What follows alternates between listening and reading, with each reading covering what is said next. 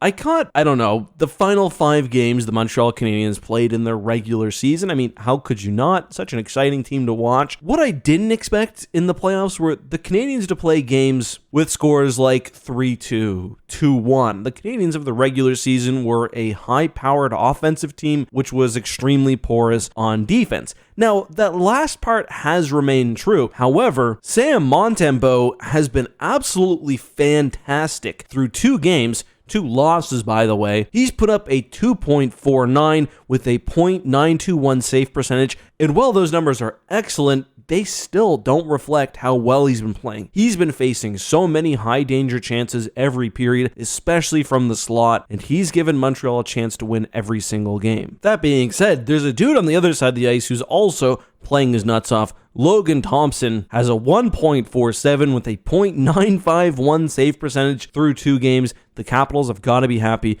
to have him. Kind of funny, for all the talk of Canadian goaltending droughts, 2 absolute weapons facing off right now. The story of this one was physicality, especially towards Montreal. Suzuki's getting it, Caulfield's getting it. In the first period, Tom Wilson was making his presence known. Alexander Ovechkin especially, man, I cannot say enough times how different he's been playing this year compared to last postseason. Only 2 shots, but he had 6 hits in this one, leading all Caps players. After the first, Washington was out shooting Montreal, though the chances were about even, I thought, and it'd be Christian Dvorak who would grab the first goal just 1 minute and 15 seconds into the second period. However, Washington would respond quickly. 4 minutes in, they'd get a bit of a lucky one as Connor McMichael would shoot a puck in off David Savard. That would find the back of the net. Then, exactly a minute later, just some really careless transition play by the Canadiens. Basically sees them turn the puck over. It finds its way to Dylan Strome. He snuck past 4 Canadiens players. Montembeault makes the first shot, but he pots home the rebound on the backhand, 2-1. That would be the game-winning goal. Montreal, I thought, played a good third period, but they couldn't tie it up. Montreal fans have been pretty hard on officials this round. Deserved, I think, and they've got another complaint here. With 3.5 minutes left in front of the net, Montreal is fighting. Caulfield just gets a massive cross-check. He goes down. Anyway, Washington would end up grabbing the empty netter for the 3-1 victory. Now, Montreal fans, you got to be a little disappointed. The team has played pretty well for 2 straight games. Monty has kept them in it. They had that awesome comeback in game 1. Honestly, just a couple of bounces so far have defined this series. Now, however, they go back to the most raucous arena in the NHL for 2 games, and you never know.